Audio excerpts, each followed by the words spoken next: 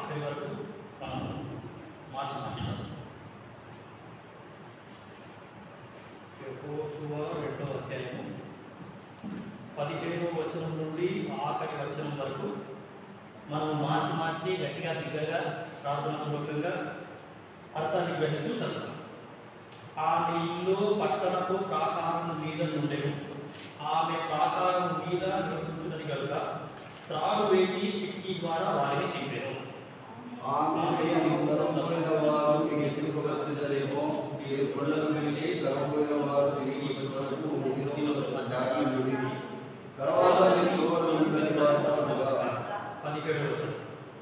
మనుషులు ఆమెతో ఇట్లంది, ఇదిగో మేము ఈ దేశంలోకి వచ్చేవారు కనుక నీవు మా చేత చేయించిన ఈ ప్రమాణం విషయమై మేము నిర్దోషమన్నట్లు నీవు మమ్మల్ని మించిన ఈ కిటికీకి ఎర్రని దారి పెట్టి చేసుకున్నాము. 19వ వచనం, నీ ఇంటి ద్వారముల నుండి వెలుపలికి వచ్చేవాడు తన ప్రాణములకు తానే ఉత్తరవది, మేము నిర్దోషులమగుము.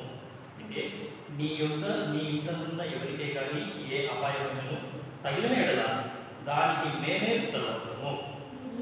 మేము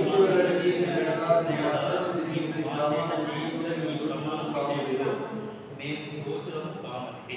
21వ వచనం, అందుకు ఆమె మీ మాట చొప్పున జరుగుగాక అని చెప్పి వారిని వెళ్ళనకెను.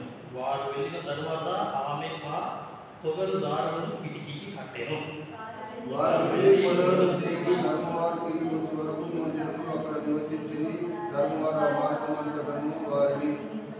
వెలికిని కాని వారు కనబడలేదు.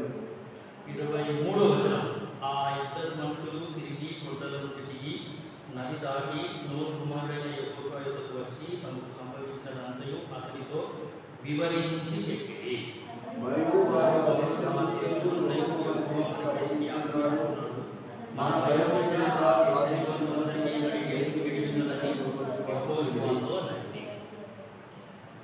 చదువుకున్న లేఖన భాగం దేవుడు మాట్లాడుతుంది.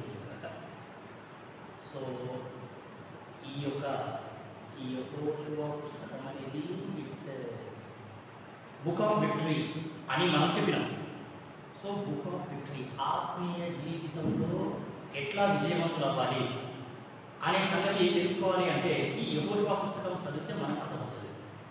సో పోయిన వారం మనం చూసింది ఏంటి అని అంటే ఈ యెరికో పట్టణము. లాస్ట్ వీక్ మనం ఏం చూసినాము సిటీ ఆఫ్ జెరికో. యెరికో పట్టణం గురించి కొన్ని సంగతులే చూసినాం, ఇంకా చాలా సంగతులు ఉన్నాయి. నేను జస్ట్ అట్లా టచ్ చేస్తూ వెళ్తున్నాను అంతే. సో యెరికో పట్టణము, ఆ యెరికో పట్టణానికి ఉన్న పేరు ఏంటి అంటే ఈత చెట్లు గల పట్టణము, city of palm trees. So యెరికో పట్టణాన్ని ఏమంటారు అని అంటే ఈత చెట్లు గల పట్టణము అని అన్నాం అని వాక్యంలో మనము చూసాం. సరే, ఈ ఈత చెట్లు గల పట్టణానికి ఏమైంది అని అంటే అది శపింపబడ్డ పట్టణం అయిపోయింది.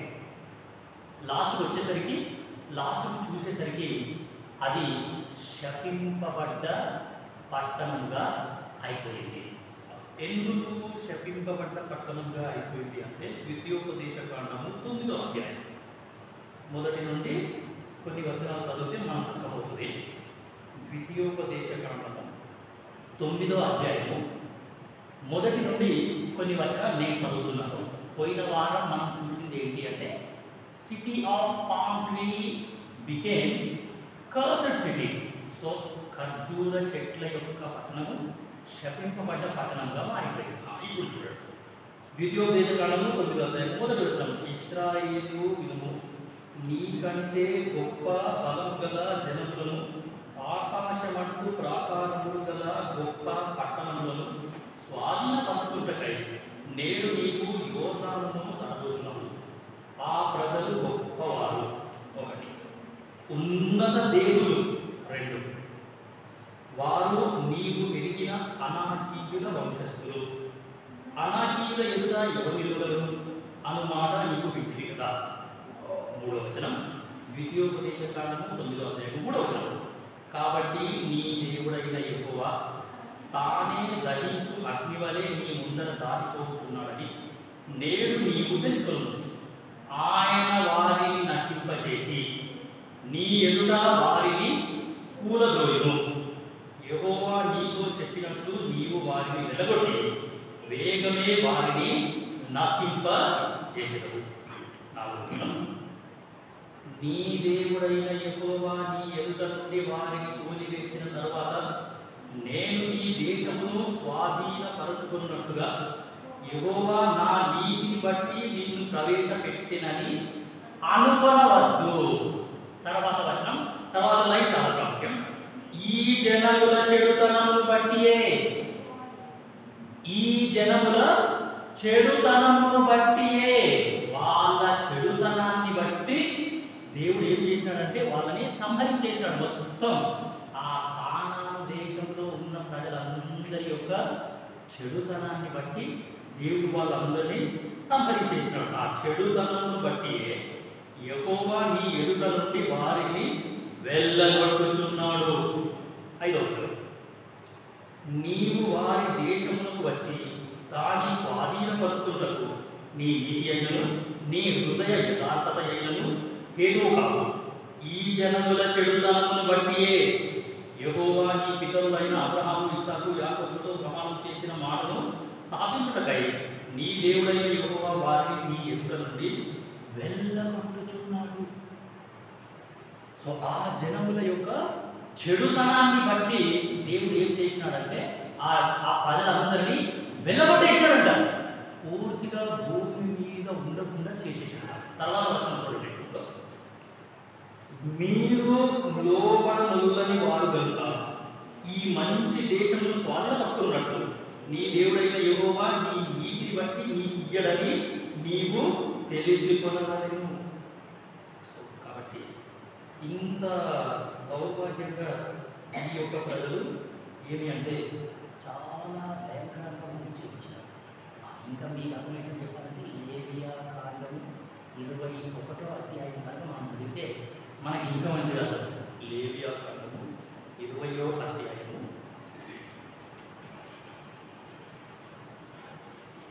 20వ అధ్యాయము ఏమి అంటే 22, 23, 24 వచనాలు చదివితే మనకు అర్థమవుతుంది.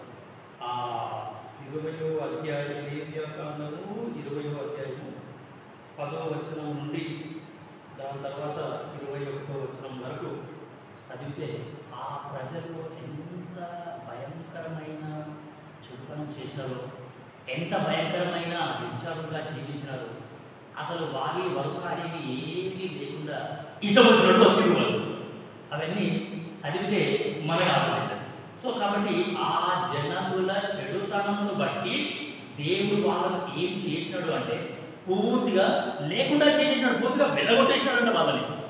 సో వాళ్ళని వెళ్ళగొట్టి వాళ్ళకంటే మంచి జనం అంటే నేను ఏర్పాటు చేసుకున్న జనం వాళ్ళని ఏం చేస్తాను అంటే ప్రవేశపెడతాను అని చెప్పేసి దేవుడు ఏం చేసినాడంటే ఆ దేశంలో ఉన్న చెడుతనాన్ని మొత్తాన్ని సంపేసి ఇంకా అటువంటి ఆచారాలు కానీ, అటువంటి అలవాట్లు కానీ, అటువంటి చెడుతనం కానీ మీరు మరలా చేయకూడదు అని చెప్పేసి ఏమి అంటే దేవుడు ఆ యొక్క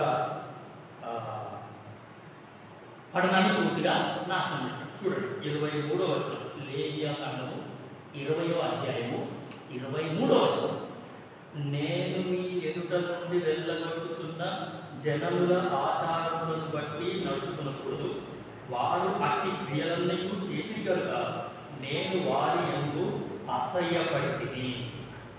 సో ఏంటి వాళ్ళ ఆచారాలు అంటే ఆ పై వచనాలన్నీ మీరు ఇంటికి వెళ్ళక చదువుకోండి, చాలా అద్భుతంగా విధానం. వాళ్ళు ఎంత భయంకరమైన పాపం చేసిండ్రో, ఎంత దౌర్భాగ్యంగా బ్రతికిండ్రో అవన్నీ ఇంతటి పాపాన్ని దేవుడు ఇన్ని సంవత్సరాలు ఎట్లా భరించిండు అని కూడా ఒక ప్రశ్న. సో కాబట్టి ఏమైనా విధాల వాక్యాన్ని నువ్వు నేను ఆత్మీయంగా అర్థం చేసుకుంటే ఖర్జూర చెట్లు లేకపోతే ఈత చెట్లు గల పట్టణము అంటే ఆ ఈత చెట్లు బలంగా ఉంటాయి అని మనం చూస్తాం. ఆ ఈత చెట్లు పైకి ఎదుగుతాయి. ఒక విశ్వాసి అదే విధంగా ఆయన ఆత్మీయ జీవితంలో బలంగా ఉండాలా. ఒక విశ్వాసి ఆయన ఆత్మీయ జీవితంలో ఉన్నతంగా ఎదుగుతూనే రావాలా, వర్ధిల్లుతూనే రావాలా, ఇంకా ఆత్మీయ ఆత్మీయంగా పైకి వెళ్తూనే ఉండాలి, కానీ ఆయన కిందికి అసలు దిగజారకూడదు. మొన్న ఈ 3 రోజుల ప్రత్యేక పూజలు జరిగినాయి కదా మన మౌంట్ హెర్మోన్ చర్చిలో. ఆ చర్చిలో చేసినప్పుడు 3 పాయింట్లు కవర్ చేశాడు. ఏమయ్యాలి? మనము మన ఆత్మీయ జీవితంలో అంతకంతకు వర్ధిల్లాలి అని ఒకటే పాయింట్ ఆయన టచ్ చేసినాడు. ఆ 3 రోజులు ఆ ఒక్క మాట మీదనే ఆ అంకుల్ వాక్యం మొత్తం చెప్పినాడు. ఒకటి, మనము అంతకంతకు వర్ధిల్లాలి, more and more, more and more, అంతకంతకు వర్ధిల్లుతూనే ఉండాలా.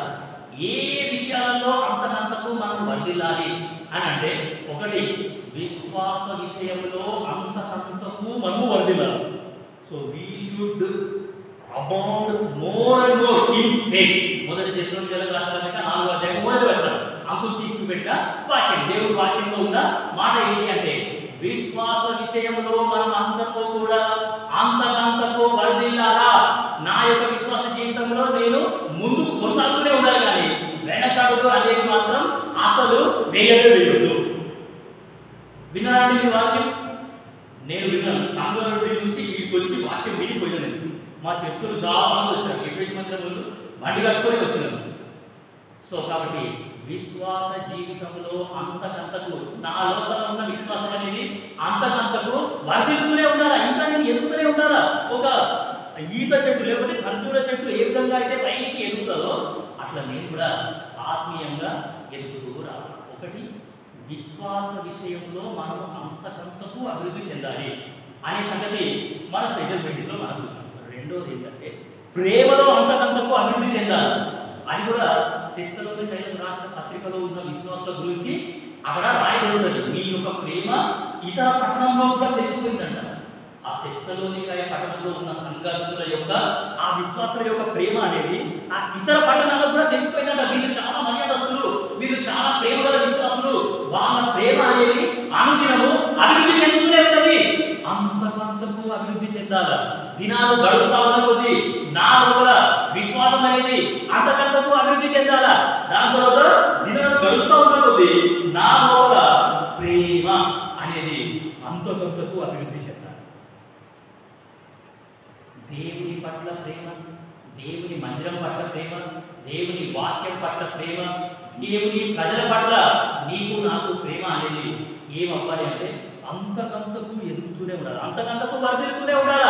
నా లోపల ప్రేమ ఇంకా ఎక్కువ అవుతూనే రావాలి, కానీ తక్కువ అనేది అసలు కానే కాదు.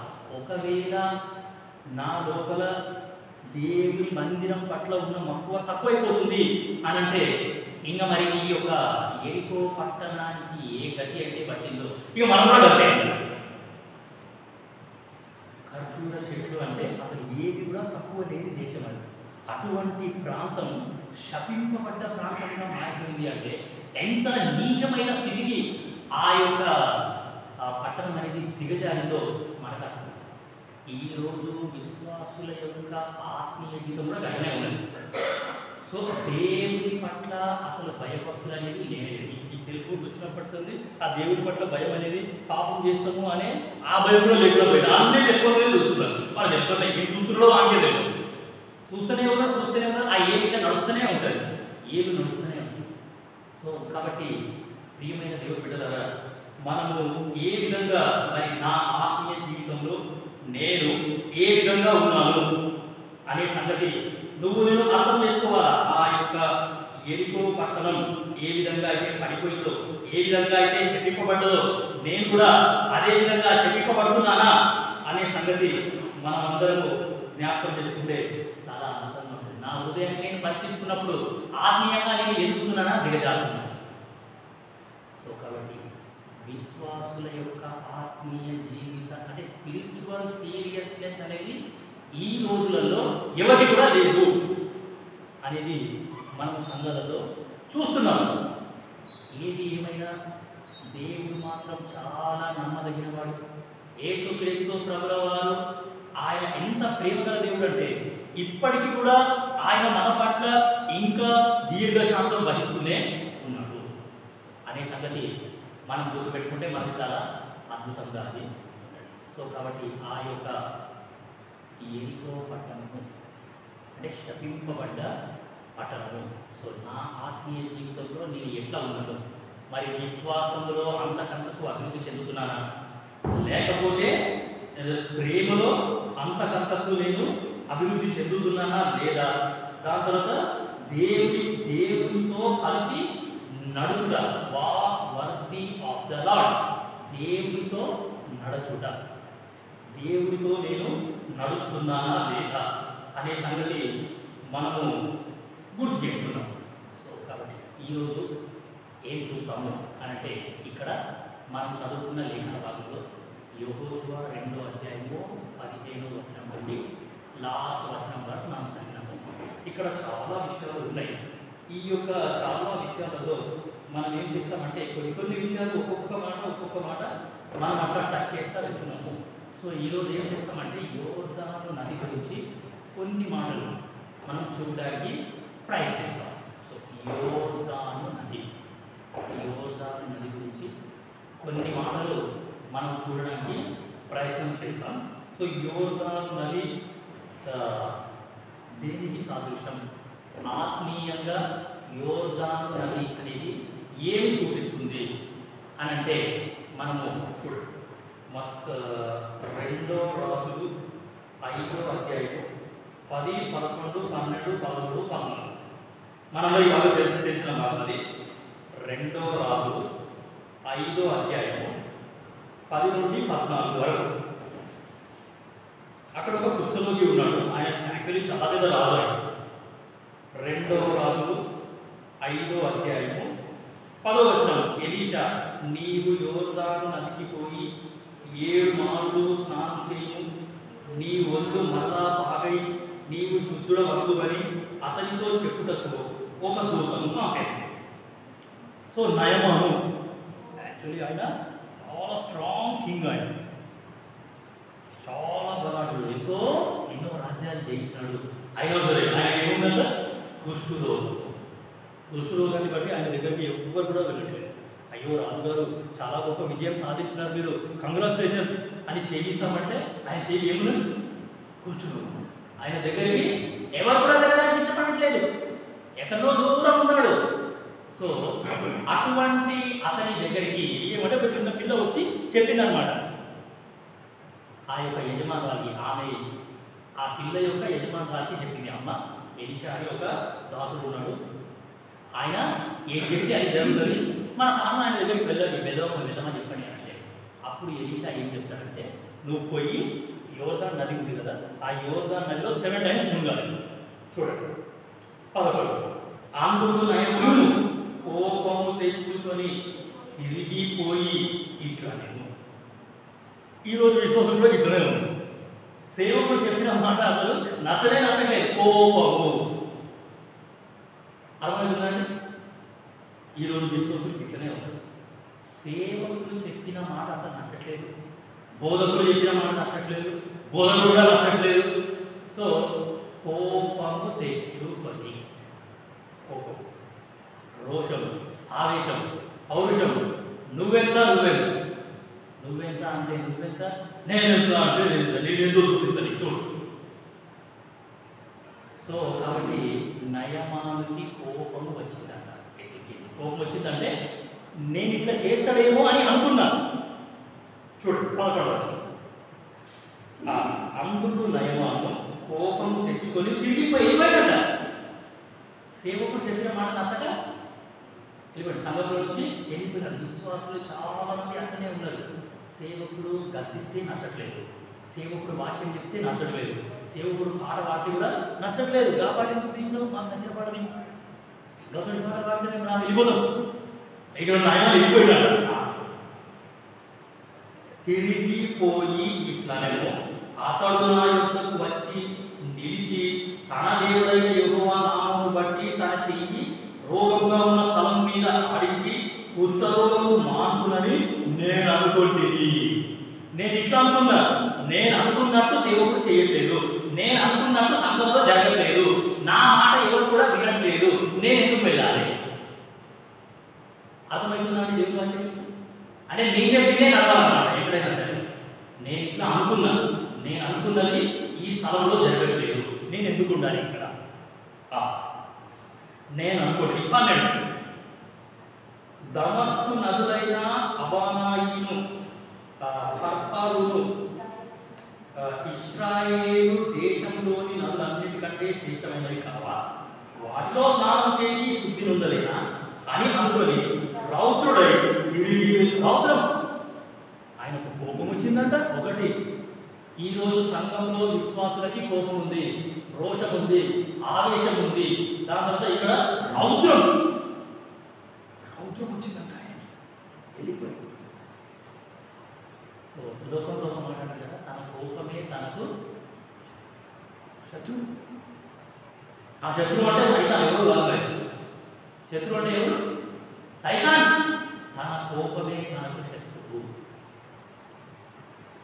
సో ప్రియమైన దేవుడి బిడ్డలారా, దేవుడి వాక్యం మనం చదివితే, అందుకే నేను విశ్వాసులకి మంచిగా చెప్తాను, you please come to Bible study.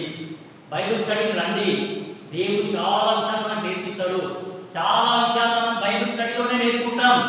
దేవుడి వాక్యం అనేది మనం బైబిల్ స్టడీలోనే నేర్చుకుంటాం. ప్రియమైన దేవుడి బిడ్డలారా, మనము ఆదివారం రోజు చేసేది ఆరాధన. బల్ల ఆరాధనకు సాదృశ్యం, కానుకలు ఆరాధనకి సాదృశ్యం. ఫస్ట్ మెసేజ్ మొత్తం ఆరాధనలే. ఆదివారం రోజు మనం చేసేది ఆరాధన. ఆదివారం రోజు ఆరాధన తప్ప ఇంకేం జరగలేదు ఇక్కడ. అందుకే బైబిల్ స్టడీకి రావాలి. బైబిల్ స్టడీకి వస్తే చాలా విషయాలు మనకు అర్థమవుతాయి. నేను ఆత్మీయ జీవితంలో ఎట్టున్నానో అర్థమవుతుంది. నా హృదయాన్ని పరీక్షించుకొని ఇక్కడ సరి చేయబడి కడగబడి మంచి మనస్సాక్షితో ఇక్కడ నుంచి అడుగు పెడితే ఎంతో శాంతి సమాధానం నెమ్మదిగా ఉంటుంది. నేను కూడా బైబిల్ స్టడీకి పోయినా, నేను కూడా వాక్యం బైబిల్ స్టడీలోనే నేర్చుకున్నాను. సో ఇక్కడ రౌద్రం వచ్చిందంటే ఈయనకి కోపం వచ్చింది. నేను చెప్పినట్టు సేవకుడు చేయట్లేదు, నేను అనుకున్నది అసలు సంఘంలో జరుగుతూనే లేదు. శ్రేష్టమైనది కావా, వాటిలో స్నానం చేసి శుద్ధి నొందలేనా అని అనుకుని రౌద్రుడై తిరిగి వెళ్ళిపోయాడు. అయితే అతని దాసులలో ఒకడు వచ్చి, నాయన, ఆ ప్రవక్త ఏదైనా ఒక గొప్ప కార్యం చేయమని నియమించినదా నీవు చేయకువా? అయితే స్నానం చేసి శుద్ధుడవు కమ్మన్నమాట దానికంటే మేలు కాదా అని చెప్పినాం. తెలుసుకోవాల్సిన సంగతి ఏంటంటే, ఈ వాక్యం అనేది మనకు మేలు కదా. దేవుని మాటలు మనకు మేలు కదా. వాక్యం బోధించే వాళ్ళు మన మేలు కొరకే చెప్తున్నారు కదా. మామూలుగా స్కూల్లో టీచర్స్ అంటారు కదా, టీచర్స్ కనుక పనిష్మెంట్ ఇస్తే that is for your good, నీ మేలు కొరకు నేను నిన్ను పనిష్ చేసినాను. లేదు అంటే టీచర్ కనుక క్లాస్ రూమ్కి పోయి నీళ్ళు అవుట్ సైడ్ అని అంటారు స్టూడెంట్స్ని. సో ఆ ఒక్క పీరియడ్కే వాడు బయట నీళ్ళు చేస్తాడు. So that is for your good. So మరి సేవకులు గర్దిస్తుంటే నచ్చట్లేదు, సేవకులు సరి చేస్తూ ఉంటే నచ్చట్లేదు, మళ్ళీ వాక్యం బోధించే బోధకులు కూడా నచ్చట్లేదు. ఎందుకు అంటే ఇక్కడ రాయబడి అది మన మేలు కొరకే కదా. ఇట్లా ఆలోచించాలి విశ్వాసులు ఎప్పుడైనా సరే. నేను దేవుని మందిరానికి వెళ్తున్నప్పుడు దేవుడు నా మేలు కొరకే కదా నాతో మాట్లాడేది అనే సంగతి నేను అర్థం చేసుకుంటే చాలా అద్భుతంగా అది ఉంటుంది. సరే, 13వ వచనం, నీవు చేయకుండా అయితే స్నానం చేసి శుద్ధుడవు కమ్మను మాట దానికంటే మేలు కాదా అని చెప్పినప్పుడు. సో ఇటువంటి వ్యక్తులు సంఘంలో ఉండాలి. యాక్చువల్లీ అంటే ఇప్పుడు 3 రకాల వ్యక్తులను చూసినాం. ఒకటి సేవకుడు, రెండవది కోపపడేటోడు, మూడో వ్యక్తి ఎవరు అంటే సమాధానపరిచే వ్యక్తి. ఈ సమాధానపరిచే వ్యక్తి ఆ యొక్క కోపం వచ్చిన వ్యక్తి దగ్గరికి వెళ్ళి, అయ్యో బాబు నీకు అంత కోపం ఎందుకు వస్తుంది, ఇట్లా అది సేవకుడు చెప్పిన మాట మంచిదే కదా, అది మన మేలుకే కదా, నేను కూడా ఉన్నాను సంఘంలో, నా అది మేలు అనిపిస్తుంది, నీకు ఎందుకు అనిపించట్లేదు, నువ్వు నాలాగా ఎందుకు ఆలోచించట్లేదు, నాలాగా నువ్వు ఎందుకు నేర్చుకోవట్లేదు. సో కాబట్టి అట్లా ఈ 3 రకాల వ్యక్తులు చర్చలో ఉంటారు. సో ఈ సమాధానపరిచే వ్యక్తిలాగా నువ్వు నేను ఉంటే చాలా అద్భుతంగా అది ఉంటుంది. సరే, ఈ వ్యక్తి పోయి ఆయన్ని సమాధానపరిచిన తర్వాత ఆయన లోపల కోపం పోయింది, ఆవేశం పోయింది, రౌద్రం పోయింది, అన్నీ పోయినాయి. పోయి ఏం చేసిండంటే సేవకుడు ఎట్లయితే చెప్పినాడో అది ఆయన సేవకుడే పోలేడు. గుర్తుపెట్టుకోండి, నయమాను సేవకుడి దగ్గరికి వెళ్ళలేదు. సేవకుడు ఏదైతే చెప్పినాడో అది చేయలేకపోయాడు. అతడు పోయి దైవజనుడు చెప్పినట్లు యోర్దాను నదిలో 7 మార్లు మునుగగా అతని దేహము పసిపిల్ల దేహం వలెనై అతడు శుద్ధుడాయెను. యోర్దాను నది స్పీక్స్ ఆఫ్ క్లెన్జింగ్. యోర్దాను నది అనేది శుద్ధీకరణకి సాదృశ్యము. యోర్దాను నది అనేది నా యొక్క హృదయంలో ఉన్న చెడుతనాన్ని, నా యొక్క హృదయంలో ఉన్న పాపాన్ని, నా యొక్క హృదయంలో ఉన్న దోషాన్ని, నా హృదయంలో ఉన్న ఆ యొక్క కోపాన్ని, రౌద్రాన్ని అంతటిని తీసివేసి శుద్ధి చేసి కడిగే యొక్క దానికి సాదృశ్యం యోర్దాను నది అనేది. ఆయన నయమాను యోర్దాను నది దగ్గరికి పోయినాడు, పోయి మునిగినాడు. ఒకసారి మునిగినాడు, నయమైందో లేదో అని చూసుకున్నాడు, కాలేదు. మళ్ళీ మునిగినాడు, మళ్ళీ లేచినాడు, మళ్ళీ మునిగినాడు, మళ్ళీ లేచినాడు. మొత్తం చెప్పింది చెప్పినట్టు 6 సార్లు మునిగి తేలడం కాదు, 8 సార్లు మునుగుతా, 9 సార్లు మునుగుతా అని అనుకోలేదు. ఎంత అయితే చెప్పినాడో అంత చెప్పిన మాట ఖచ్చితంగా ఆయన చేసి 7 మార్లు నేను మునిగి తేలేసరికి ఆయన దేహం ఎంత స్మూత్ అయిందంటే అప్పుడే పుట్టిన చిన్న పిల్లల యొక్క దేహం మనం కనుక టచ్ చేస్తే అది ఎంత స్మూత్గా ఉందో జారిపోతుంటారు, అంత స్మూత్. సో యోర్దాను నది స్పీక్స్ ఆఫ్ హోలీ లైఫ్. యోర్దాను నది అనేది నీ జీవితంలో, నా జీవితంలో మనల్ని పవిత్రపరిచే విధంగా ఉన్నది. ఇంకొక మాట చూడండి. ఒకటి, యోర్దాను నది అంటే నా యొక్క పాపాలను కడిగి వేస్తుంది, నా యొక్క అపవిత్రతని కడిగి వేసి దానికి సాదృశ్యము. పాపాలు కడిగి వేసేదానికి సాదృశ్యం, నా యొక్క అపవిత్రతని కడిగి వేసేదానికి సాదృశ్యము. నా లోపల ఉన్న కోపము, రోషము, ఆవేశము వీటన్నిటిని కడిగి వేసేదానికి సాదృశ్యం. ఇప్పుడు ఇశ్రాయేలు ప్రజలు ఆ యొక్క యోర్దాను నదికి ఇంట్లో ఉన్నారు, వాళ్ళు షిత్తిము అనే ప్లేస్లో ఉన్నారు. ఆ యోర్దాను నది దాటి అవతలికి పోవాలి. మీకు చెప్పాలంటే ఆ యోర్దాను నది అనేది 2 సముద్రాల మధ్యలో ఉంటుంది. 2 సముద్రాలకి మధ్యలో అది ఉంటుంది. ఇటువైపు ఏమో ఏమంటే మృత సముద్రం, డెడ్ సీ అని అంటారు. ఇటువైపు ఏమో ఏమంటే గలిలయ సముద్రం. 2 సముద్రాలకి మధ్యలో యోర్దాను నది అనేది ఉంటుంది. 250 కిలోమీటర్స్ లాంగ్, 250 కిలోమీటర్ల పొడవు ఆ యొక్క యోర్దాను నది. 250 kilometres long and 100 kilometres bread. ఇంకా పొడవు 250 కిలోమీటర్లు, అట్లా వెడల్పు 150 కిలోమీటర్లు. దాని లోతు అనేది 10 అడుగుల కంటే ఇంకా లోతే ఉంటుంది కదా. 250 కిలోమీటర్స్ అంటే ఎంత దూరం? ఇక్కడ నుంచి ఎదురులో ఉన్నవాళ్ళు పోవాలి కదా, ఖమ్మం పోవాలి. ఇక్కడ నుంచి ఖమ్మం కరెక్ట్ 100 కిలోమీటర్స్ ఉంటుంది. అంత పెద్దగా ఉంది యోర్దాను నది. ఆ యొక్క నదిని దాటాలి, చాలా పెద్ద ఛాలెంజ్ అది. సో యోర్దాను నదిని దాటిన తరువాతనే వాగ్దాన దేశంలో ప్రవేశం. యోర్దాను నది అంటే పాపాలు కడిగి వేసుకుంటా, యోర్దాను నది అంటే నాలో ఉన్న అపవిత్రతను కడిగి వేసుకుంటా, అపవిత్రతను కడిగి వేసుకున్న తరువాతనే వాగ్దాన దేశంలో ప్రవేశం. వాగ్దాన దేశం అంటే పరలోక రాజ్యం. ప్రియమైన దేవుని బిడ్డలారా, నా పాపాలు కడిగి వేసుకోకుండా నేను పరలోక రాజ్యంలో ప్రవేశించను. అది యోర్దాను నది అంటే దానికి సాదృశ్యము. సో నయమాను చేసిన మంచి పని ఏంటి అంటే దేవుని మాటను వినిపించినాడు, దేవుని మాటను లోబడ్డాడు, దేవుని సేవకుల మాట విన్నాడు. ఇది నా మేలు కొరకే కదా, ఈ వాక్యం దేవుడు నా మేలు కొరకే ఇచ్చినాడు కదా. ఆయన ఏదైనా ఒక గొప్ప కార్యం చేయమంటే నేను ఖచ్చితంగా చేస్తాను కదా. జస్ట్ పోయి నీళ్ళలో మునిగి రాగానంటే నాకు వ్యాస అవుతుంది. సో కాబట్టి ఇక నయమానులాగా మనం మరలా తిరిగి యేసుక్రీస్తు ప్రభువు దగ్గరికి వస్తే, మరలా తిరిగి దేవుని సంఘంలో కలిసిపోతే ఎంత అద్భుతం, ఎంత సంతోషం. ఆయన సేవకుడు చెప్పిన మాట విన్నాడు, దేవుని మాటలో పడ్డాడు. అంటే పాత నిబంధన కాలంలో దేవుడు విశ్వాసులతో డైరెక్ట్గా మాట్లాడాడు, అది గుర్తుపెట్టాడు. ఈ రోజులలో దేవుడు మనతో నేరుగా మాట్లాడుతున్నాడు, మనం దేవుని స్వరం డైరెక్ట్గా వింటున్నాం. కానీ పాత నిబంధన కాలంలో దేవుడు డైరెక్ట్గా మాట్లాడలేడు విశ్వాసులతో, త్రూ ప్రాఫిట్స్, ఆయన ప్రవక్తల ద్వారా దేవుడు మాట్లాడినాడు. సో కాబట్టి ఆ ప్రవక్త యొక్క మాటనే దైవ వాక్కు అని వాళ్ళు ఆ మాటకి మర్యాద ఇచ్చి ఏం చేసినారు అని అంటే దానికి లోబడ్డారు. సో ఎంతో గొప్ప శుద్ధుడైపోయాడు. సో నయమానులాగా నువ్వు నేను ఈ యొక్క నయమానులాగా ఉంటే ఎంత అద్భుతంగా ఉంటుందో. So the Lord is expecting the same thing from you and me. నేను మరలా సమకూర్చబడాలా, మరలా సంఘంలోకి రావాలా, మరలా దేవుని ప్రజలతో సహవాసంలోకి రావాలా, నన్ను నేను తగ్గించుకోవాలా, దేవుని మాటకి విలువ ఇవ్వాలా.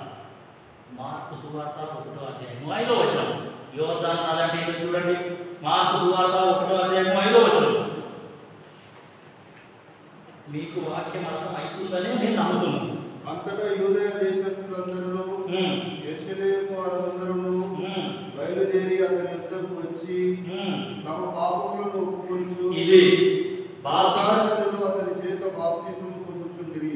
సో బాప్తిసం ఇచ్చే యోహాను ఆయన ఏం చేస్తున్నాడు అంటే బాప్తిసం ఇస్తున్నాడు. ఎక్కడ బాప్తిసం ఇస్తున్నాడు అంటే యోర్దాను నదిలోనే బాప్తిసం ఇస్తున్నాడు.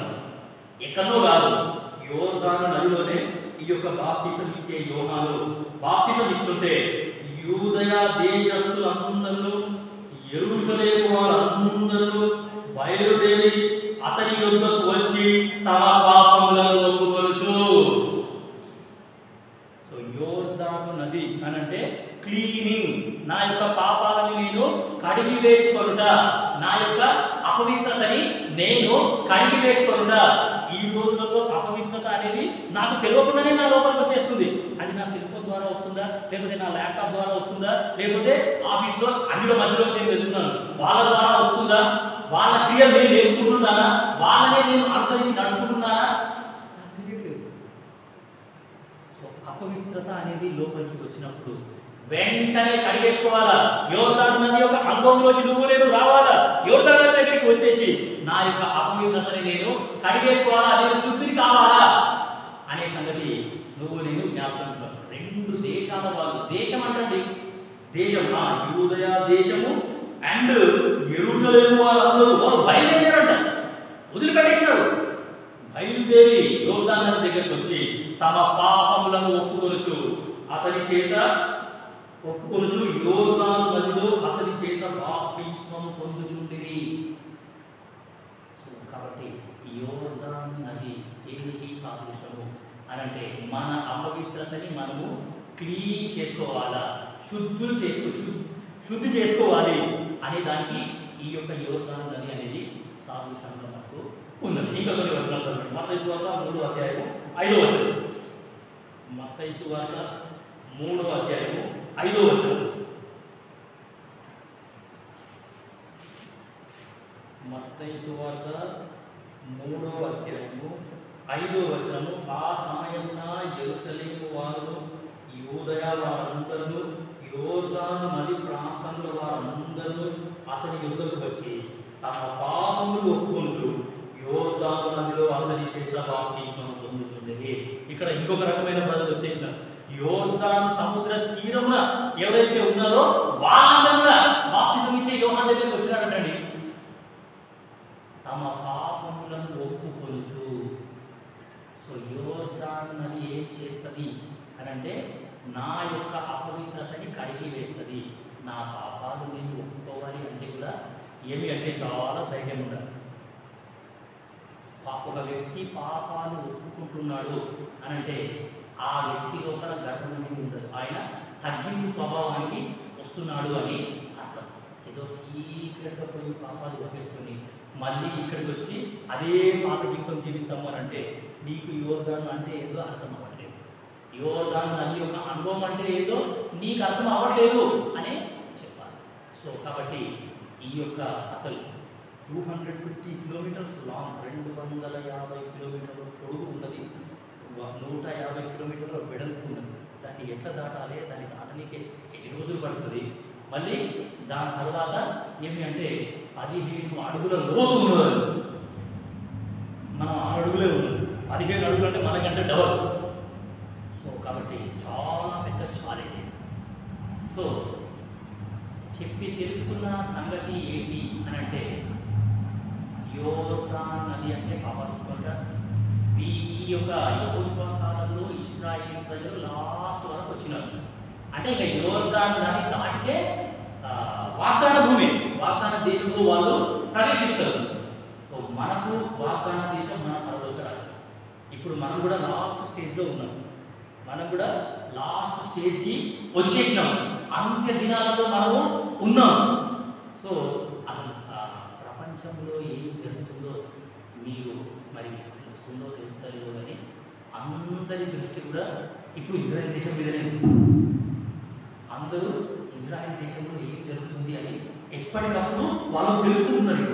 మనకు సోషల్ మీడియా ఉంది కదా, ఆ సోషల్ మీడియాలో ఇజ్రాయెల్ దేశానికి సంబంధించిన పోస్టులన్నీ ఎక్కడ దొరుకుతాయని వాళ్ళు వెతుకుతున్నారు. ఇజ్రాయెల్ దేశంలో ఏమేమి జరుగుతుంది అవన్నీ వాళ్ళు తెలుసుకుంటున్నారు.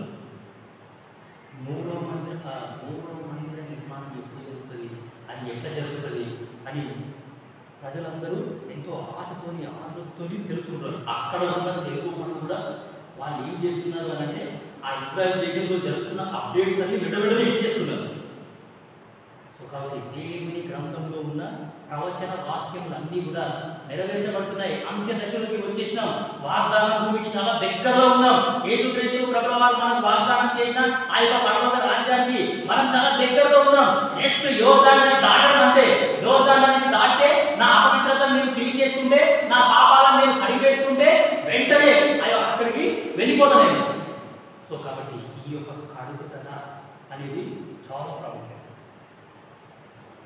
కడుగుదల అనేది ప్రతిరోజు జరిగే పని. కడుగుదల అనేది క్షణం జరిగే పని. అది నా యొక్క హృదయంలోకి అపవిత్రత వచ్చింది అంటే వెంటనే పరిశుద్ధాత్మ దేవుడు నాకు గుర్తు చేస్తాడు. ఆ పరిశుద్ధాత్మ దేవుడు గుర్తు చేసిన మరో క్షణం అప్పటికప్పుడే నేను నడుస్తున్నా సరే నడుస్తుంటేనే ప్రార్థన చేసుకుంటా, ఒప్పుకుంటా, అయ్యో ప్రభువాను క్షమించు అని లోపల ప్రార్థన నడుస్తూనే ఉంటాను. సో కాబట్టి ఈ యొక్క దట్ ఈస్ కాల్డ్ యోర్దాను నది యొక్క అనుభవం. ఒకసారి ఆదికాండము 3వ అధ్యాయము ఆఖరి వచనం చూడండి. ఆదికాండము 3వ అధ్యాయము ఆఖరి వచనం. అప్పుడు ఆదామును వెళ్ళగొట్టి ఏదేని తోటకు తూర్పు దిక్కున కెరూబులను జీవవృక్షముకు మార్గమును కాచుటకు ఇటు అటు తిరుగుచున్న ఖడ్గ జ్వాలలను నిలువబెట్టెను. అక్కడ మనం గమనించాల్సిన మాట ఏంటి అంటే, అప్పుడు ఆయన ఆదామును వెళ్ళగొట్టి, దేవుడు ఆదామును వెళ్ళగొట్టినట్టు. ఎందుకు వెళ్ళగొట్టినాడు అంటే ఆ పై 2 వచనాలు చదవండి.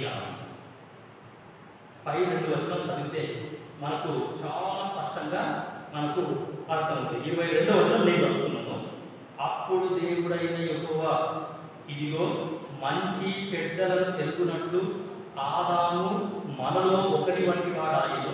కాబట్టి అతడు ఒకవేళ తన చెయ్యి చాచి జీవవృక్ష ఫలమును కూడా తీసుకొని తిని నిరంతరం జీవించునేమో. మీకు అర్థమైందా? మానవుడు ఆల్రెడీ పాపంలో పడిపోయినాడు. పాపం అనేది లోపలికి వెళ్ళిపోయింది. తినొద్దు మన పండు మానవుడు తినేసినాడు, పాపం లోపలికి వెళ్ళిపోయింది. లోపలికి వెళ్ళిపోయిన తర్వాత ఆ పాపం మొత్తం బాడీ అంతా స్ప్రెడ్ అయిపోయింది.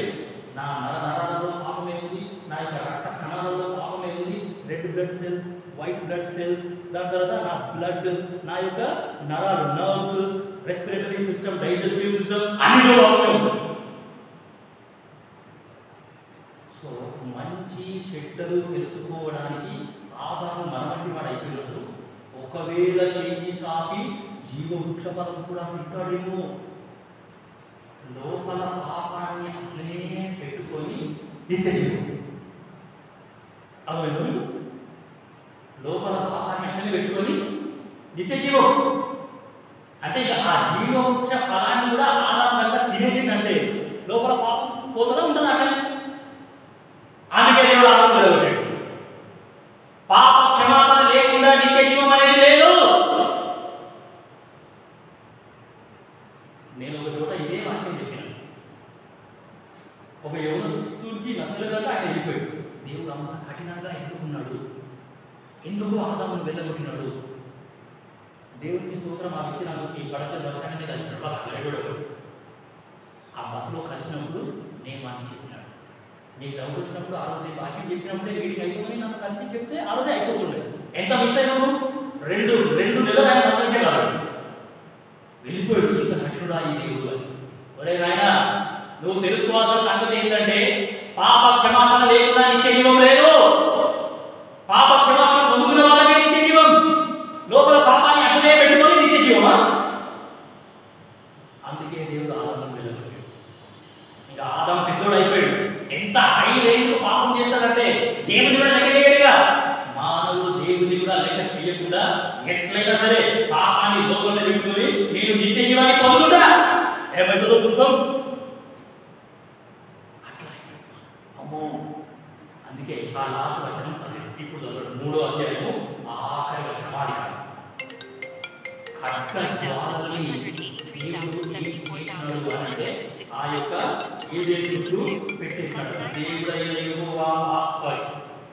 అప్పుడు ఆయన ఆదామును వెళ్ళగొట్టి ఏదేను తోటకు తూర్పు దిక్కున కెరూబులను జీవవృక్షమున పోవు మార్గము కాచుటకు ఇటు అటు తిరుగుతున్న ఖడ్గజ్వాలను నిలబెట్టెను. ఖడ్గజ్వాలలో ఆ జీవవృక్ష ఫలం దగ్గరికి ఎవరికి పోవాలన్నా సరే వారికి భయమే కావాలి.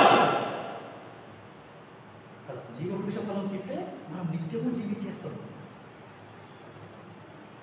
కాబట్టి ప్రియమైన దేవుని బిడ్డలారా, యోర్దాను నది దాటడం అంటే నా యొక్క అపవిత్రతని నేను కడిగి వేసి కొనుట అనే అనుభవంలో నువ్వు నేను ఉండాలి అనేది ఈ యొక్క దేవుని యొక్క కోరిక. కొన్ని వచనాలు చూడండి. మొదటి తెస్సలోనికైలకు రాసిన పత్రిక 4వ అధ్యాయం 7వ వచనం. మొదటి తెస్సలోనికైలకు రాసిన పత్రిక 4వ అధ్యాయం 7వ వచనం. పరిశుద్ధులగుటకే దేవుడు మనలను పిలిచెను గాని పరిశుద్ధులగుటకే దేవుడు మనలను పిలిచెను గాని అపవిత్రులుగా ఉండుటకు పిలువలేదు. అపవిత్రులుగా ఉండుటకు పిలువలేదు. పరిశుద్ధులుగా ఉండుటకు. యోర్దాను నది యొక్క అనుభవంలో ఉండడం అంటే ఏంటి అని అంటే అనుక్షణం నన్ను నేను పరిశుద్ధపరచుకుంట. ఇప్పుడు ప్రతి ఆదివారం నాకు బలి ఉంది కదా, ప్రతి ఆదివారం నేను బలలో పాల్గొంటున్నాను. ఎందుకు బలలో పాల్గొంటున్నానండి? వారమంతా నేను ఎట్లున్నాను, వారమంతా నేను ఏం చేస్తున్నాను, వారమంతా ఎవరితో మాట్లాడినాను, ఏం చూసినాను, ఏం తలంచినాను, నా ప్రవర్తన వారమంతా ఎట్లుంది అని నేను ఏం చేస్తున్నాను అంటే పరీక్షించుకుంటున్నాను, నన్ను నేను సరి చేసుకుంటున్నాను. సో ఆ యొక్క బల్ల అనేది చాలా విషయాలు మనకు నేర్పిస్తుంది. నిజం చెప్పాలంటే ఎవరైతే నేను ఆత్మీయ జీవితంలో మంచిగానే ఉన్నాను, నాకేం రాలేదు, నేను ఆత్మీయ జీవితంలో చాలా మంచిగా ఉన్నాను, వారం అంతా కూడా నేను చాలా మంచిగా ఉన్నాను, నా లోపల పవిత్రతలు రాలేదు, ఇప్పటికీ నేను పర్ఫెక్ట్గానే ఉన్నాను అని ఎవరైతే అనుకుంటారో వాళ్ళ కోసం కాదు. గుర్తుపెట్టుకో సార్, నేను నా ఆత్మీయ జీవితంలో మంచిగానే ఉన్నాను అని ఎవరైతే అనుకుంటారో వాళ్ళ కోసం కాదు. వల్ల వారంలో నేను పడిపోయినాను. బహుశా నువ్వు పడిపోయిన స్థితి నీకు కనబడట్లేదేమో, నీ కన్ను మూసుకుపోయినేమో. నువ్వు దేవుడికి అడగాలి, ప్రభు దయచేసి నాకు చూపెట్టు, నేను ఎక్కడ పడిపోయినా, నేను ఎక్కడ జారిపోయినా, నా అపవిత్రత నేను క్లీన్ చేసుకుంటా. సో కాబట్టి నేను మంచిగానే ఉన్నాను అని ఎవరైతే అనుకుంటారో వాళ్ళ కోసం కాదండి. వల్ల ఇంకో కొన్ని వచనాలు చదవండి. మొదటి తెస్సలోనికైలకు రాసిన పత్రిక 4వ అధ్యాయము 7వ వచనం మనం చదివాం కదా. ఇంకా కొన్ని వచనాలు ఏం చేస్తామంటే రోమా 1వ అధ్యాయము 2వ వచనం. రోమీలకు రాసిన పత్రిక 1వ అధ్యాయం 2వ వచనం. మొదటి వచనం, దేవుని సువార్త నిమిత్తము ప్రత్యేకింపబడిన వాడునైనా పౌలు రోమాలో ఉన్న దేవుని పిల్లలందరికీ అనగా పరిశుద్ధులుగా ఉండుటకు పిలువబడిన వారందరికీ పరిశుద్ధులుగా ఉండుటకు పిలువబడిన వారికి మనందరినీ దేవుడు ఎందుకు పిలుచుకున్నాడు, ఎందుకు ఏర్పాటు చేసుకున్నాడు అని అంటే మనం పరిశుద్ధులుగా ఉండాలా. అపవిత్రులుగా ఉండడానికి అంతకుముందు చేసిన పాపాన్ని ఇంకా చేస్తూనే ఉంటా, అంతకుముందు ఎట్లున్నదో ఇప్పుడు అట్లనే ఉంటా, అంతకుముందు బయట కొట్లాడేటోని ఇప్పుడు సంఘంలో కొట్లాడుతా, అంతకుముందు బయట ఊరేటోని ఇప్పుడు ఈడో ఉంటా.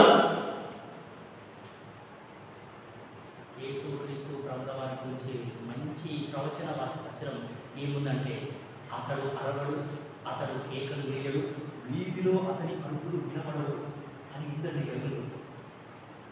యేసుక్రీస్తు ప్రభుల వారు కనబడట, ఆయన కేకలు వేయడంట, వీధిలో ఆయన అరుపులు వినపడేది. అంటే యేసు విశ్వాసులు కూడా కొట్లాడడు అని అర్థం. ఎంత మంచి మాట కదా.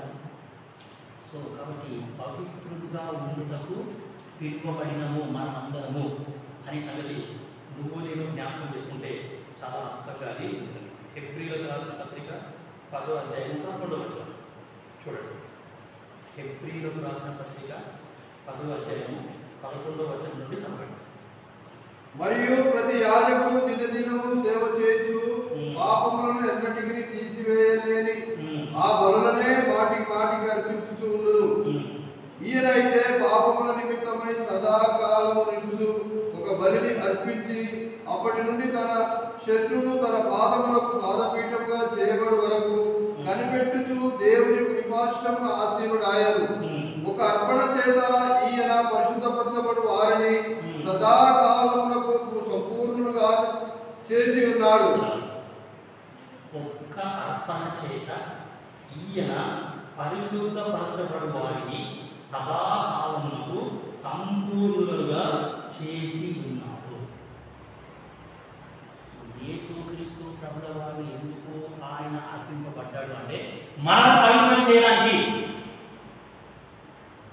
కాబట్టి ప్రియమైన దేవుని బిడ్డలారా, యోర్దాను నది దాటే అనుభవంలో ఇప్పుడు మనం ఉన్నాం. యోర్దాను నది అంటే క్లీనింగ్, నన్ను నేను పరిశుద్ధపరచుకుంటా, నన్ను నేను శుద్ధి చేసుకుంటా అనేది మనం చూస్తున్నాం. సో కాబట్టి నన్ను నేను శుద్ధి చేసుకుంటా అంటే ప్రతిరోజు నన్ను నేను శుద్ధి చేసుకుంటూనే ఉండాలి. అన్ని విధాలుగా నన్ను నేను శుద్ధి చేసుకుంటూనే ఉండాలి. సరే, ఒక విశ్వాసి డిఎన్ మూడి అనే ఒక చాలా గొప్ప దైవజనుడు, చాలా దేవుని కొరకు చాలా పరిచయం చేశాడు ఆయన. డిఎన్ మూడి మన దేశంలో కాదు, ఆయన దేశంలో. సో డిఎన్ మూడి అనే అతను చాలా దేవుని కొరకు చాలా పనిచేసినాడు, చాలా ఆత్మను సంపాదించాడు, చాలా అద్భుతంగా వాక్యం చెప్తాడు ఆయన.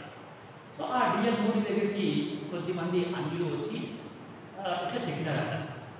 ఏమి అని అంటే, ఆ డిఎన్ మూడి గారు, మీ విశ్వాసులకి మా అన్యులకి పెద్ద తేడా ఏం లేదండి. మీరు మందిరానికి వెళ్ళి వాక్యం విన్నా మీ లోపల ఏ మార్పు రావట్లేదు. కోపము, ఈర్ష్య, కపటము, ద్వేషము, గర్వము, అహంకారము, కూతురు, అసూయ ఇవన్నీ మీ లోపల ఉన్నాయి, మా లోపల కూడా అవన్నీ ఉన్నాయి. సో మీ చర్చకు వచ్చే విశ్వాసులు వాళ్ళు చర్చకు వచ్చినా ఒకటే, రాకపోయినా మేము చర్చకు రాకపోయినా ఒకటే. వాళ్ళ ప్రవర్తనలో మా ప్రవర్తనలో పెద్ద తేడా ఏమీ లేదు. సో కాబట్టి మీరు అనవసరంగా సువార్త ప్రకటిస్తున్నారు, అనవసరంగా వాక్యం చెప్తున్నారు, వీళ్ళని ఎట్లయినా సరే మాత్రం మీ వల్ల కాదు అని అన్నారు. అంటే ఆ డిఎన్ మూడి గారు చెప్పారు, యవనస్తులారా దయచేసి గమనించండి, ప్రియమైన దేవుడు బిడ్డలారా, మీరంతా ఒక మాట వినండి. ఒక విశ్వాసికి అవిశ్వాసికి చాలా తేడా ఉంది. ఎంత తేడా ఉంది అంటే, ఒక యేసు ప్రభువుని నమ్ముకున్న ఒక విశ్వాసికి అండ్ అన్యులకి, క్రీస్తుని ఎరగని అన్యులకి ఎంత తేడా ఉంది అంటే, ఒక పందికి గొర్రె పిల్లకు ఉన్నంత తేడా ఉంది అని అన్నాడు. ఇప్పుడు ఒక పంది రొచ్చులో పడ్డది, గొర్రె పిల్ల కూడా రొచ్చులో పడ్డది. ఆ రెండు రొచ్చులో పడ్డాయి. గొర్రె పిల్ల అనేది ఆ రొచ్చుల నుండి బయటికి రావడానికి ప్రయత్నం చేస్తుంది, కానీ పంది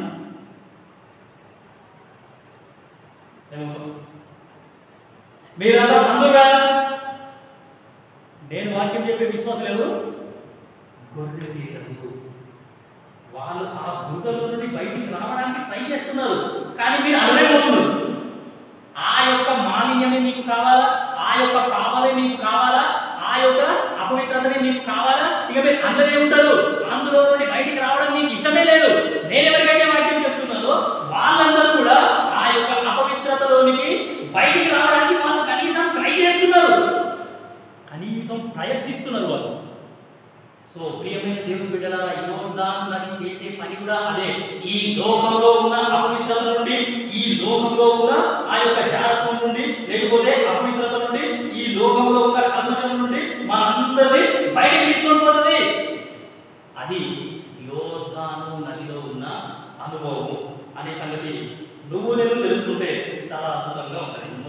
మొదటి యోహాను 3వ అధ్యాయం 3వ వచనం చూడండి. కొన్ని వాక్యాలు చదవండి పవిత్రత గురించి. మొదటి యోహాను 3వ అధ్యాయము 3వ వచనం. ఆయన యందు ఈ నిరీక్షణ పెట్టుకొనిన ప్రతి వాడును ఆయన పవిత్రుడై ఉన్నట్టుగా తన్ను నన్ను పవిత్రునిగా చేసుకొనును.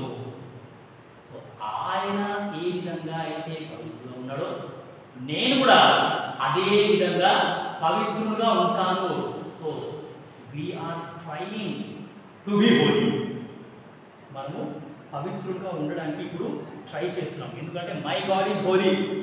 ఆ దేవుడు ఏ విధంగా అయితే పవిత్రుడుగా ఉన్నాడో నేను కూడా అదే విధంగా పవిత్రులుగా ఉండాలా అని మనం కనీసం ట్రై అయినా చేస్తున్నాం. That try is nothing but experience of Jordan river. So యోర్దాను నది యొక్క అనుభవము అని నువ్వు నేను చెప్తున్నాను. సో సరే, ఇప్పుడు భక్త సింగ్ తాత అని ఒక ఆయన ఉన్నాడు. ఆయన గురించి చాలా మంది చెప్పిన మాట ఏంటి అంటే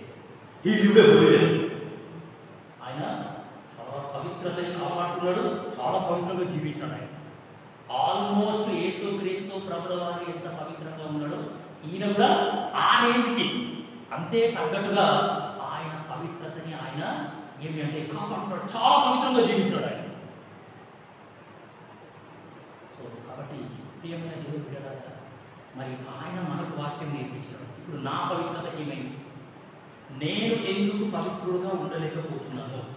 నా బంధువుల మధ్యలో అయినా సరే, నా యొక్క స్నేహితుల మధ్యలో అయినా సరే, లేకపోతే నా యొక్క రక్త సంబంధికుల మధ్యలో అయినా సరే, నేను పనిచేసే స్థలంలో అయినా సరే, వ్యాపారం చేసే స్థలంలో అయినా సరే, నా సంఘంలో అయినా సరే, నా పవిత్రతకి ఏమైంది? నేనెందుకు పవిత్రుడుగా ఉండలేకపోతున్నాను అనేది నువ్వు నేను ఏం చేస్తాను అంటే మనం పరీక్షించుకుంటే చాలా అద్భుతంగా అది. మొదటి పేతురు 1వ అధ్యాయం 2వ వచనం మంచి మాట, చాలా మంచి మాట. మొదటి పేతురు 1వ అధ్యాయము 2వ వచనం మనం చూసిన సంగతి ఏంటి అంటే, యోర్దాను నది అనేది దేనికి సాదృశ్యం అంటే పవిత్రతకి సాదృశ్యం, కడుగుదలకి సాదృశ్యము. నా లోపల ఉన్న ఈర్ష, కపటము, ద్వేషము, గర్వము, అహంకారము, కుళ్ళు, కుతంత్రము, అసూయ, అరుపులు, కేకలు ఇవన్నీ కూడా యోర్దాను నదిలో కడిగేసుకోవాలా, యోర్దాను నదిలో వదిలిపెట్టే చేయాలా. మొదటి పేతురు 1వ అధ్యాయం 2వ వచనం, ఆత్మ వలన పరిశుద్ధత పొందిన వారై విధేయులగుటకును యేసుక్రీస్తు రక్తం వలన ప్రోక్షింపబడుటకును ఏర్పరచబడిన వారికి, అనగా పొంతు, గలతీయ, కపదోకియ, ఆసియా, బితునియ అను దేశముల యందు చెదరిన వారిలో చేరిన యాత్రికులకు శుభమని చెప్పి రాయినది. మీకు కృపయు సమాధానము విస్తరిల్లును గాక. సో యేసుక్రీస్తు రక్తం వలన ప్రోక్షింపబడుటకును ఏర్పరచబడిన వారికి, అంటే ఇక్కడ ఆత్మ వలని పరిశుద్ధత పొందిన వారై విధేయులగుటకు. ఆత్మ వలన పరిశుద్ధత అనేది మనము పొందినాము. సో కాబట్టి ఆ యొక్క ఆత్మ చేత నడిపింపబడుతూ, ఆత్మ ఆ పరిశుద్ధాత్మ అనేవాడు నిత్యము మనకు గుర్తు చేస్తూనే ఉంటాడు, నిత్యము మనతోనే ఉంటాడు. ఆ ఆత్మ అనే వాని యొక్క మాట నేను వింటూ నన్ను నేను పవిత్రుడిగా చేసుకుంటూ ఉంటాను. సో కాబట్టి ఈ యొక్క యోర్దాను నది యొక్క అనుభవంలో నువ్వు నేను ఉండాలి అనేది చాలా ప్రాముఖ్యం. ఈ యోర్దాను నది గురించి ఇంకా ఇట్లా ధ్యానిస్తా పోయినామనుకోండి, చాలా విషయాలు. మొట్టమొదట యోర్దాను నది దాటినప్పుడు ఎవరు? ఒకటి. దాని తర్వాత ఈ యోర్దాను నది ఇప్పటి వరకు ఎంతమంది దాటిన బయట కదా. సో వాక్యాన్ని ధ్యానించేది చూడండి. మొట్టమొదట యోర్దాను నది ఎవరు దాటినప్పుడు చూస్తా, ఆదికాండం 13వ అధ్యాయము 10-11 వచనం. ఆదికాండము 13వ అధ్యాయము 10-11 వచనం. ఆదికాండము 13వ అధ్యాయము 10-11 వచనం. లోతు తన కన్నులెత్తి యోర్దాను ప్రాంతమంతటిని చూచెను. యెహోవా సొదొమ గొమొర్రా పట్టణములను నాశనము చేయకమునుపు సోయాకు వచ్చు వరకు అదంతయు యెహోవా తోట వలెను, ఐగుప్తు దేశం వలెను నీళ్లు పారు దేశమై ఉండెను. కాబట్టి లోతు తనకు యోర్దాను ప్రాంతమంతటిని ఏర్పరచుకొని తూర్పుగా ప్రయాణం చేసెను. అట్లు వారి ఒకరికొకరు వేరైపోయింది. దయచేసి క్షమించండి. ఆదికాండము 32వ అధ్యాయము 10-11 వచనం. నేను వచనం తప్పు చెప్పినాను, దయచేసి క్షమించండి. ఆది కాండము 32వ అధ్యాయం 10-11 వచనం. యోర్దాను నది దాటిన ఫస్ట్ పర్సన్ ఎవరు అంటే లోతుగా, సారీ దయచేసి నన్ను క్షమించండి. ఆది కాండము 32వ అధ్యాయం 10-11 వచనం. నీవు నీ సేవకునికి చేసిన సమస్తమైన ఉపకారములకును సమస్త సత్యములకును అపాత్రుడను ఎట్లనగా నా చేతి కర్రతో మాత్రమే ఈ యోర్దాను దాటితిని, ఇప్పుడు నేను 2 గుంపులు అయితిని. యోర్దాను నది ఫస్ట్ దాటింది ఎవరు అంటే ఎవరు అర్థం? ఇప్పుడు మనం చదివిన పర్సన్ ఎవరు? సిస్టర్ చెప్తారు. ఇప్పుడు చదివిన వచనం ఎవరి గురించి, ఎవరు దాటిందంట? యోర్దాను. Very good, Jacob. ఆ సందర్భం ఏంటంటే వాళ్ళ అన్న అయిన ఏసావు 400 మందితో ఆయన మీదకి వస్తున్నాడంట. 400 మందితో ఆయన మీదకి ఈయనేమో ఆయన నాతో కొట్లాడని వస్తున్నాడు, నన్ను చంపేస్తాడు. ఆ మాట నుండి ఇప్పటి వరకు ఇంకా లోపల పగ అక్కడే పెట్టుకున్నాడు. ఆ పగ మీద నాతో వస్తున్నాడని ఈయన ఒక పానం గుర్తు పెట్టుకున్నాడు. నన్ను చంపేస్తాడు చంపేస్తాడు చంపేస్తాడు, ఎట్లయినా సరే నేను మనకు దొరుకుతా వాడు నన్ను చంపేస్తాడు. నిండా పగ పెట్టుకున్నాడు. ఆనాటి సంధి పగ అక్కడే వదిలిపోతాడు. సో ఇట్లా చెప్పిన ప్రతిసారి, అంటే ఇక్కడ నుండి వాక్యం ఇట్లా చెప్పిన ప్రతిసారి నువ్వు నేను ఏమని పరీక్షించుకోవాలంటే, నేను ఏమి అంటే ఏశావులాగా ఉన్నానా, ఆనాటి సంధి పగ ఇంకా అక్కడే పెట్టుకున్నానా? ఒకవేళ అట్లా పెట్టుకున్నా అనంటే ప్రియమైన దేవుని బిడ్డలారా, నువ్వు నేను తగ్గించుకుంటే ఎంత అద్భుతంగా ఉంటుందో. సో అక్కడ యాకోబు అట్లా అనుకుంటున్నాడు. అనుకొని నీవు సమస్త ఉపకారములు చూపిన దానికి అపాత్రుడు కేవలం ఈ యొక్క యోర్దాను నేను అట్లా దాటినాడు. యోర్దాను దాటినాడు అంటే అప్పటికంటే ముందు అన్ని శ్రమలే పడ్డాడు. వాళ్ళ మేనమామ ఇచ్చట ఆచరు పెట్టినాయి. 20 సంవత్సరాలు సేవ చేసిన సొంత మేనమామ, మళ్ళీ ఎవరో కాదు, సొంత మేనమామ మేనల్లుని 20 సంవత్సరాలు చేస్తాడు. ఇచ్చట ఆచర అంటది. 10 సార్లు జీతం మార్చాడు. 10 సార్లు జీతం మార్చాడు. ఒక నెల జీతం 1000 రూపాయలు ఇస్తే నెక్స్ట్ నెల 900 ఇచ్చాడు. దాని తర్వాత నెల 800 ఇచ్చాడు. దాని తర్వాత 700 ఇచ్చాడు. ఇంతే అన్నాడు. నేను ఇంతే, నేను ఇప్పుడు తీసుకోలేదు మరో ఇక్కడ చూస్తారు. మేనమామ ఏంటంట, సొంత మేనల్ని ఇక్కడ యాత్ర పెడతాడు. లోకంలో ఎక్కడ జరగని సంగతులన్నీ ఈ వాక్యంలోనే జరిగాయి. సో కాబట్టి ప్రియమైన దేవుని బిడ్డలారా, యోర్దాను నది దాటడం ఇంకా వాగ్దాన భూమి, వాగ్దాన దేశం, పరలోక రాజ్యం. ఆ పరలోక రాజ్యం వెళ్ళాలి అంటే నన్ను నేను శుద్ధి చేసుకోవాలి, నన్ను నేను కడుక్కోవాలి, నేను పవిత్రుడిని కావాలా. నా లోపల కల్మషం అనేది ఏది ఉండకూడదు. పవిత్రత లేకుండా ఎవ్వరు కూడా దేవుణ్ణి చూడలేదు అని బయట. ఆ దేవుడు పవిత్రుడు కాబట్టి నువ్వు నేను కూడా పవిత్రులము కావాలి అనేది ఈ యొక్క దేవుని యొక్క సంకల్పం. సో కాబట్టి వాట్ ఈస్ దిస్ జోర్దాన్? యోర్దాను నది ఏం చూపిస్తుంది అంటే ట్రాన్సిషన్, మార్పు. యోర్దాను నది దేనికి సాదృశ్యం అంటే ప్యూరిఫికేషన్, పవిత్రత. యోర్దాను నది దేనికి సాదృశ్యం అంటే డివైన్ ప్రామిస్, దేవుని యొక్క దైవికమైన వాగ్దానాలకి సాదృశ్యం. దాని తర్వాత యోర్దాను నది దేనికి సాదృశ్యం అంటే బ్యాటిల్స్, పోరాటాలకి సాదృశ్యం. ఇంకా చాలా విషయాలు ఉన్నాయి. సో దేవుని చిత్తమైతే ఈ యొక్క స్టడీని ఇట్లా కంటిన్యూ చేస్తాము. సో దేవుడి యొక్క వాక్యాన్ని దీక్షిద్దాం. సహోదరి సునీత, సహోదరి రాజు కుమార్తె లిఖిత,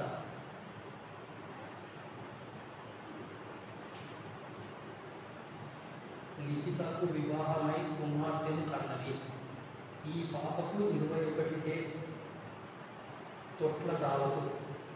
క్రీడింగ్ సెరమనీ ఈ ఆదివారం, ఈ వచ్చే ఆదివారం. స్థలము బీదం కూడా గుట్ట కమాన్ పోయే దారిలో టెంపుల్ మీద ఉన్న చిన్న ఫంక్షన్ హాల్లో జరుగుతాం. దైవ వర్తమానం సహోదరుడు బుష్ అన్నాడు. ఎవరు ఈమె అంటే సునీత అండ్ రాజు. వీళ్ళకి కుమార్తె పుట్టినది. ఆ కుమార్తె యొక్క క్రీడల్ సెరమనీ. క్రీడల్ సెరమనీ అనేది తొట్ల దావత్. సో ఆ పిల్లలు తొట్టెలలో వేస్తున్నారంట 21 రోజులకి. ఈ యొక్క సెరమనీ ఎప్పుడు అంటే ఆదివారం. ఇక్కడ టైం అయితే రాలేదు, ఆదివారం ఈవినింగ్. సో బీరం కూడా గుట్ట కమాన్ పోయే దారిలో టెంట్ హౌస్ మీద ఉన్న చిన్న ఫంక్షన్ హాల్లో జరుగును. సో శామ్యుయల్ స్టీఫెన్ బుష్ గారు ఈ యొక్క కృతజ్ఞత పూర్వక వస్తున్నారు. సో మీ అందరికీ ఆహ్వానం. ఆదివారం రోజు ఈ యొక్క సెరమనీకి మీరు కూడా వెళ్ళవలసిందిగా యేసునామమున మీకు మనవి చేస్తున్నాం. మీరు కూడా ప్రార్థన చేయవలసిందిగా యేసునామమున మీకు మనవి చేస్తున్నాం. మోకరించండి, ప్రార్థన చేసి ఈ యొక్క కూర్చొని ముగిస్తాం. తండ్రి, మహానుభావుడైన యోర్దాను నది ఇట్ స్పీక్స్ ఆఫ్ ప్యూరిఫికేషన్ అని అన్నారు. పవిత్రం చేసుకుంటా. యోర్దాను నది అంటే ఇట్ స్పీక్స్ ఆఫ్ శాంటిఫికేషన్. నన్ను నేను శుద్ధులు చేసుకుంటా. యోర్దాను నది అంటే మరి ఆయన నన్ను నేను కడుక్కుంటా. ఆయన యోర్దాను నదిలో మరి నేను శుద్ధునవ్వాలి. ప్రతిరోజు నన్ను నేను కడుక్కోవాలి. ప్రతిరోజు అపవిత్రత, ఏ రోజు ఆ రోజు అపవిత్రత నేను కడుక్కోవాలి. అపవిత్రంగా దయచేసి సహాయం చేయండి. ప్రభావ మీ యొక్క రక్తాన్ని, మీ కుమారుడైన యేసుక్రీస్తు ప్రభావ యొక్క రక్తాన్ని మా అందుబాటులోనే ఉంచారు. ఆ రక్తం అనేది ప్రతి పాపాన్ని కడిగి శుద్ధి చేస్తుంది, ప్రతి అపవిత్రతని కడిగి శుద్ధి చేస్తుంది. మా యొక్క మనసులు అపవిత్రమైపోతుంది, మా యొక్క హృదయం అపవిత్రమైపోతుంది. ప్రభావ తన కోపమే నాకు శత్రువు అనుకుంటుంటే నాయన మమ్మల్ని ఇంకా కడగండి, ఇంకా శుద్ధి చేయండి, ఇంకా పవిత్రపరచండి, ఇంకా నిర్మూలన చేయండి. ఈ యోర్దాను నది అనుభవంలో మీరు మమ్మల్ని తీసుకుని రావాల్సిందిగా మా యొక్క పితరులు పర్వతంగా భగత్ కానివ్వండి, బియ్యం దేవుడు కానివ్వండి, వాళ్ళంతా ఎంతో పవిత్రంగా జీవించినారు. మరి ఆయన అటువంటి పవిత్రతని మేము కూడా కలిసి మరి ఆయన కలిగి ఉండి జీవించాలన్న మాకు మీరు సహాయం చేస్తున్నారు. పరిశుద్ధత లేకుండా ఎవరు కూడా దేవుడిని చూడలేడు అనే మాట ఇవ్వలేదు. పర్వతంగా వచ్చిన మీకు ప్రియులుగా ఇస్తున్నారు. నాయన ఈ యొక్క ప్రియులను జ్ఞాపకం చేసుకోండి. మరి నేను వారు కూడా మరి మేమందరూ సీరియస్గా ఉండేలా మరి నాయన నయమంలాగా మరి మా లోపల కోపం ఉందా, మా లోపల రౌద్రం ఉందా, మా లోపల ఆగ్రహం ఉందా, వెళ్ళిపోయినామా? పదవులని ఈ స్థలం నుండి ఎవరైతే అక్కడ వెళ్ళిపోయినారో వాళ్ళందరినీ బాగా సంతోషం వస్తుందిగా పోతుంది. పదవులని వాళ్ళని ఏకవేసి నిలబడి అంత్య దినాల్లో ఉన్నాం. మరి ఆయన యోగాన్ని దాటే వాగ్దాన దేశం, ఆ యొక్క వాగ్దాన దేశంలో ప్రవేశించడానికి మేము అంతలోకి వచ్చేసాం. ప్రపంచంలో ఉన్న ప్రజలందరూ, క్రైస్తవులందరి దృష్టి ఇజ్రాయెల్ దేశం మీదే ఉంది. ఆ దేశంలో ఏం జరుగుతుంది అనేది ఎప్పటికప్పుడు వాళ్ళు తెలుసుకుంటే ఉన్నారు, వాళ్ళు పవిత్ర పడుతూనే ఉన్నారు, మీరందరూ సిద్ధపడుతున్నారు. కాబట్టి మమ్మల్ని కూడా ఆయన మమ్మల్ని అందరినీ ఇంకా కట్టండి, ఇంకా చేయండి, ఇంకా పవిత్రపరచండి. మేము మీ యొక్కకు వస్తున్నాం, నా యొక్కకు వచ్చిన వారిని ఎంత మాత్రం బయటకు క్లోజ్ చేయను అని మనం చేస్తున్నాం. ఇచ్చిన యొక్క అవకాశం వేస్తున్నాం. ఈ యొక్క స్టడీ కంటిన్యూ చేసేలో సాధ్యం. ఆధారంలో సాయంత్రం ఉన్న ఈ యొక్క క్రీడల్ సెరమనీ, ఈ యొక్క క్రీడల్ సెరమనీ కూడా జ్ఞాపకం చేసుకోండి. వాళ్ళందరూ ముగించండి. ఆ యొక్క సెరమనీ ద్వారా అనేకులు మన యొక్క స్వార్థ విధానం మరి ప్రాంతీయ చుట్టుపక్కల బంధువులు అనేకులు మీ యొక్క రక్షణ స్వార్థని మీ యొక్క రక్షణ సాయం చేయండి.